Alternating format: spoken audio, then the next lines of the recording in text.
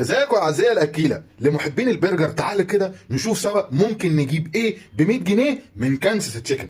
عرض يا عزيزي 6 في 1 اللي بيجي عباره عن برجر تشيكن وبطاطس ورز وعصير وصوص، ومفروض بيجي كمان كول سلو بس جه بدلها صوص تاني، بس ما علينا. تعالوا بقى نجرب حاجه حاجه ونشوف هل فعلا الوجبه تستاهل ولا في الفكاسات. اول حاجه يا عزيزي البرجر، وزي ما انت شايف حجمه يعني مش صغير ومش كبير، تقدر تقول عليه انه وسط. يلا بقى ناخد القطمه المتينه. سلايس التشيكن اللي جوه البرجر كبيره، ده غير المايونيز والخس. لا السندوتش جامد. والمميز يا عزيزي في البطاطس بتاعت كنسس انه بيبقى محطوط عليها بهارات، طعمها مختلف وجامد عجبتني.